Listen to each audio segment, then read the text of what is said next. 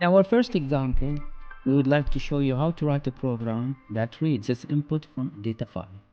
Let us read the question. It says all candidates' data for election is stored in an input file named elections.txt, and this is a sample of data inside the file. Each line consists of candidate's first name, number of votes, and gender, F for female and M for male.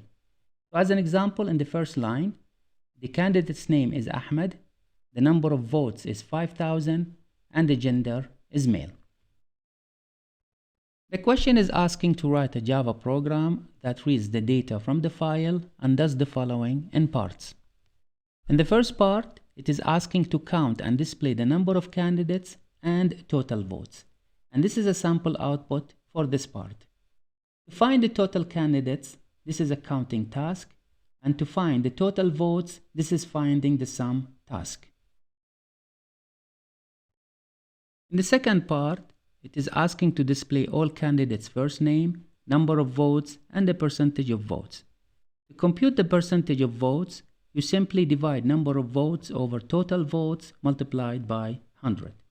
And this is a sample output for this part. A title is displayed, name, votes, and percentage, followed by the name, votes, and percentage for each candidate. For the last part, it is asking to display the name of the winner of the election and whether the winner is a male or female. And this is a sample output for this part.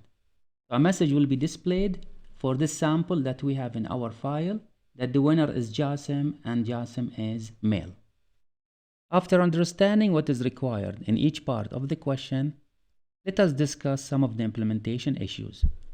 The first question is, do we need to read the data that is inside the file and save them into arrays, an array for name, an array for votes, and another array for genders, or not?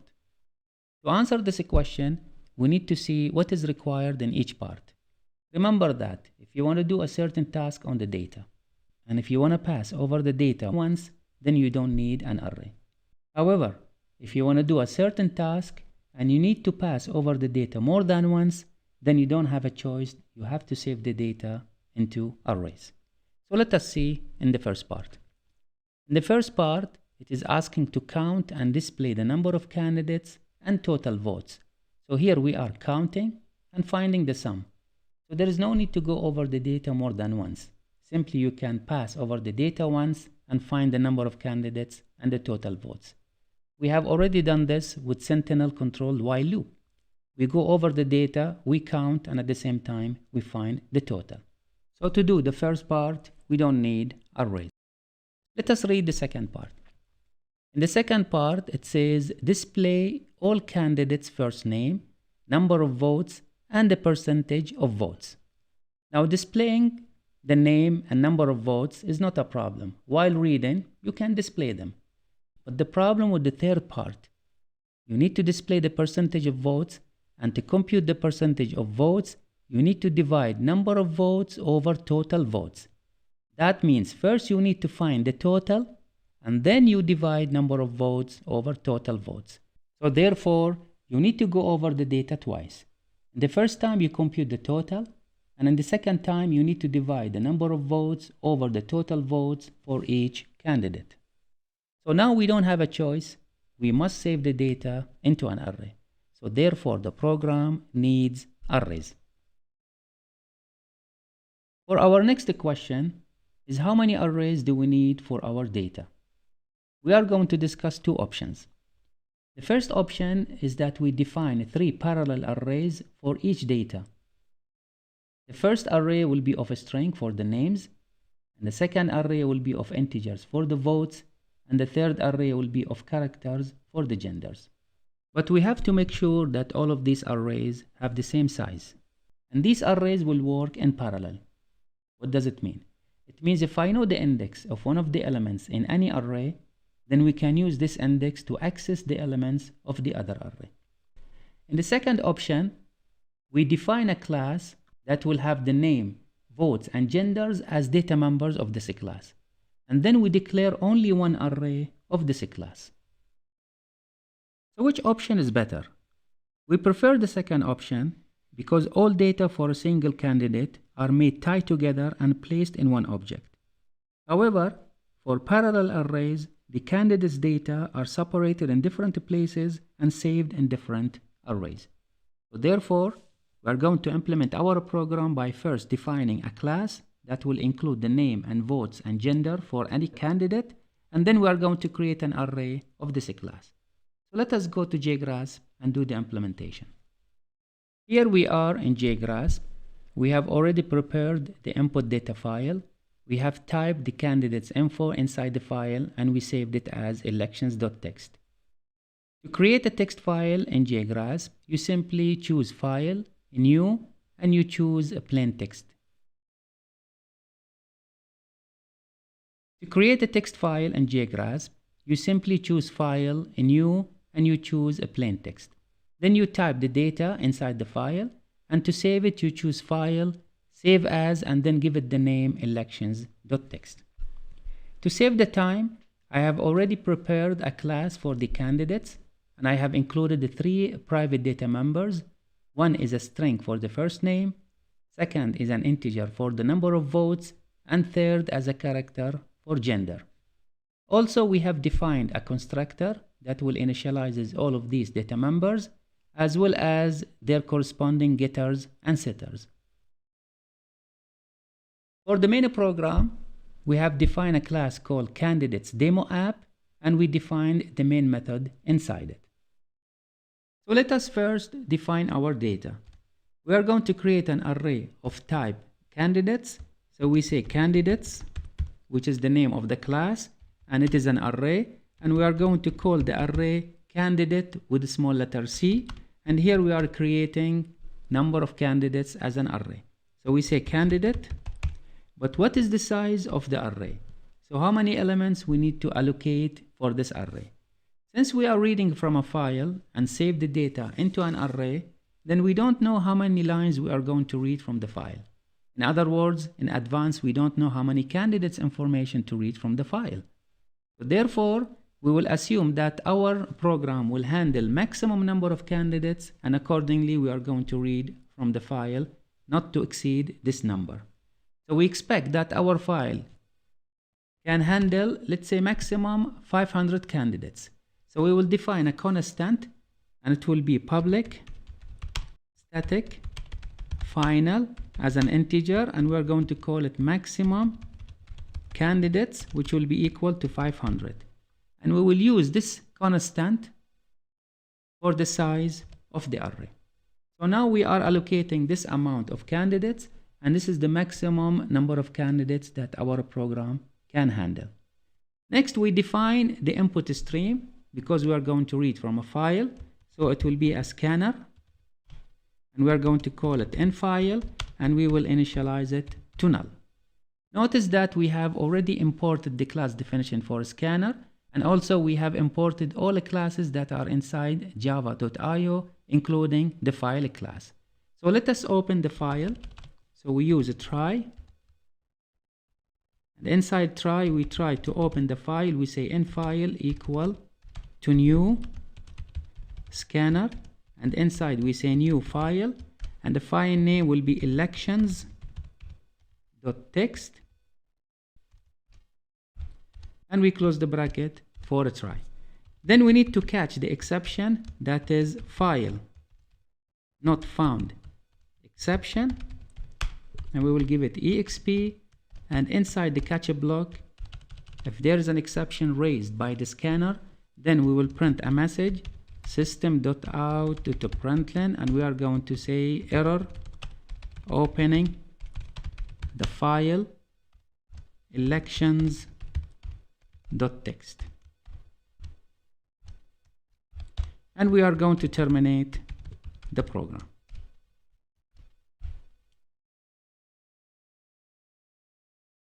Also, there is one thing we forgot to declare, is the number of candidates that we are using from the array candidates. So it's an integer, and we are going to define it as integer, and we are going to call it cand count. Cand stands for candidates, and we will initialize it to 0. So every time we read a candidate information and we save it into the array, we increment this variable by 1. Next, we need to test that we don't have any problem in reading. So we will write the following loop. We will say while n file dot has next line, and this will test for end of line. We are going to read the line by saying n file dot next line, and then we print it on the output screen. So we are not going to read the data and save them into the array. We are going to simply display it on the screen for testing. And here we will say line. So we are going to read from the file line by line. And after we finish, we are going to close the file. So we need to make sure that our program is reading correctly. So let us run it. We have here a problem. I think we are adding one more S here, candidates. It is singular. So let us compile. So no problem. Now let us run the program and see what happens. And as you can see that the program is reading from the file correctly, but it is reading the data line by line. So now we need to read this data and save them into the array, one by one. Notice that in this while loop, we are reading the candidate's information line by line using nextLine method. However, we don't want to do that. For each line inside the file, we want to read the candidate's name, number of voters, and gender separately. We are using has next line here just to make sure that we have a line of data that we are going to read for the candidate. So therefore, we have to remove next line method here and use the appropriate methods for reading the name, number of voters, and genders. So let us first read the name. So here we will say we have a string of type first name, and we are going to read it from the file by saying nfile.next. Next, we define an integer for the number of voters, and we are going to read it from the file by saying nfile.nextInt. Finally, for the gender, we are going to define a variable called gender of type char, and we are going to read it from the file by saying nfile.next. So we read it as a single word, and then we say char at 0 to extract the first character. So instead of reading the complete line using next line, we are going to read the data inside this line by using next for the name, next int for the voters, and next.char at for the gender. After reading the data for the candidate, we need to create an object and save it into the array. So here we will say candidate, which is the name of the array, candidate count, which is the size, equal to a new candidate as an object, and we are going to supply the first name, voters, and gender as input parameter to the constructor of the candidate class. And then we need to update the candidate count for the next candidate. To make sure that we are reading the data from the file correctly, we are going to print them on the screen. So here we will write first name, followed by a space, voters, followed by a space, plus gender. And then we will run the program and see the result. So let us run the program. We have an error. The error is a spelling mistake. Here we're supposed to say in capital letter. Run the program again. And as you can see now, it is reading and printing the data correctly.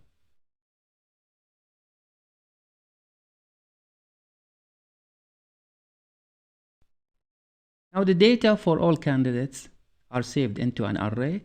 Let us go back to the problem statement and try to answer each part of the problem using this array. In the first part, we want to count and display the number of candidates and total votes. And this is the sample output for this part. We are going to display total candidates as, and we print the number of candidates, followed by a message total votes, and followed by the total of the votes. So let us go to JGrasp. First, we need to remove this line. We don't need it anymore. And now to count and display the number of candidates and total votes, we can do that while reading the data. For the number of candidates, we can get this answer from candidate count. And for the total, we can define a variable. It is called here total votes, and we initialize it to 0. And every time we read the data for a candidate, then we have to add the number of voters to this variable. So here we can say that total votes equal total votes plus number of voters. And this will answer the first part. So we need to print the two lines by writing system.out.println, and the message is total candidates is, and we display the number of candidates from the variable candidate count. And in the second line, we are going to display the total votes, println total votes is, and we are going to display the total votes from the variable total votes. And this completes the implementation of the first part, and we are going to write a comment that this will answer the first part. Before we proceed, we would like to check that we don't have any errors. And as you can see, it is printing total candidates is 15 and total votes is this number. Now for the second part, we need to display all candidates' first name, number of votes, and the percentage of votes as shown in the sample output. So we have 3 columns. We have a title, and the first column will be for name, second column for votes, and the third column for percentage. For the second part, first we need to display the title, and this will implement part 2. So we write system.out.println. First we display the name, followed by tab, followed by votes, followed by tab, and followed by the title percentage. Next, since we are going to display the name and vote and percentage for each candidate from an array, so we need to process the array sequentially. So we need a for loop for integer I equal to 0, the first index at 0, and I should be less than candidate count, because this is the number of candidates, and we have I plus a plus. In each iteration, we display the name, number of votes, and as well as compute the percentage. But instead of using a long name, for example, when you say candidate I, and then we say, for example, get first name, then we can save the reference of the object into a shorter name as a variable, and we use this variable name. So here we can say candidate, and we will call the variable CAND, short for candidate, and in every iteration we are going to save the reference of candidate I into this variable. And then we can use this variable to display the name, votes, and percentage. So system.out.println, first for the name, CAND.get first name. This is the getter for the name, followed by a tab, followed by CAND.get votes, the getter for number of votes, followed by a tab, and then followed by the equation that computes the percentage. So here we will display the value of the percentage, followed by the symbol of the percentage sign at the end. So let us write the equation. So here we are going to divide number of votes, so CAND.get votes divided by total votes multiplied by 100. But we are going to get an integer, because number of votes, total votes, and 100 are all integer. So we need to do a typecasting so that the answer will be in double. I will simply convert number of votes into double, and then we will have double divided by integer will be double, multiplied by 100, it will be double. Let us run the program for testing. Now the program is running, so let us see the result. And the result we have here, we have the title and the previous message. We need to separate them, so we need to add here a new line. As you can see, the output is not printed well in tabular form using single tabs between the titles. I will leave it as an exercise for you to make the changes. For the last part, the question is asking to display the name of the winner of the election and whether the winner is a male or female. And this is the sample output for this part. Finding the winner of the election is in fact finding the candidate with the maximum votes. So this is a task of finding the maximum value of an element inside an array. If this element is an object, then it is better to track the index of the object that has the maximum value. Therefore, if you want to print the other information that is related to this object, you simply use this index. For our example, while finding the candidate with the maximum votes, whenever you find a candidate that has the number of votes greater than the maximum number of votes, then simply save its index. Then use this index to print the name of the candidate as well as whether male or female. Let us show you how to implement this. So we write a comment that we are implementing part 3. And first we will assume that the first candidate is the winner. So we say integer and we will say win index, and the winner is at index 0. Notice here we are not recording the maximum votes. We are recording the place of the candidate that has the maximum votes. So we write a for loop that will start from the next candidate, which is 1, because we have already assumed that the first candidate has the maximum votes. And then we will say I is less than candidate count, and we will have I plus a plus. Now, in each iteration, we have to check the votes for the current candidate with the votes for the candidate with the winning index. So we say if candidate, which is the current candidate, is I, dot get votes. If it is greater than the candidate that is at win index, also get votes. If this is the case, then we need to change the winning of the index, and we say win index is equal to the current index, which is equal to I. So inside the loop, we are tracking the index of the object for the winner candidate, so that later we can use this index to access any data related to this object, such as name, number of votes, and gender. After finding the index of the winning candidate, which is saved in win index, now let us use it to get the name and the gender of this candidate. Simply we are going to print the message by saying system.out.println, and we will say that the winner is, and here we need to display the name of the winner candidate. So it is saved into win index. So we write candidate and win index get first name followed by the message is, and now here we need to display whether male or female. Notice that the gender inside the file is saved as a single character, M or F, but it is not saved as the keyword male and female.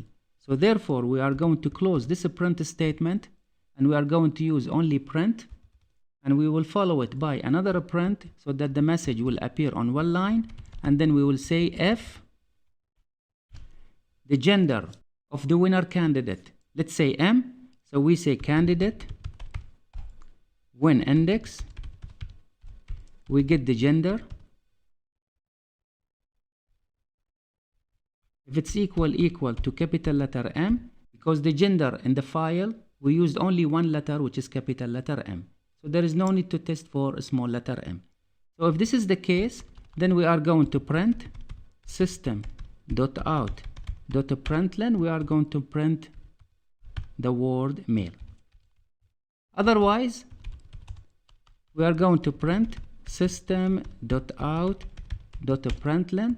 We are going to print female. And this completes the implementation of the third part. Now let us run the program and see the result.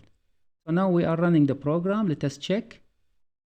But we are missing the word and in the output. So we have to say the winner is Jasim and male. And also we need to leave a new line before displaying the winner name and gender. So let us run the program again, make this a small correction. So here we have to say a new line. And then here we need to add and. So let us run it and see the result again. So it is displaying that the winner is Jasim and is male. It is correct that the winner is Jasim because if we check for Jasim, that it has the maximum votes, which is 6,000. And this completes the implementation of our program.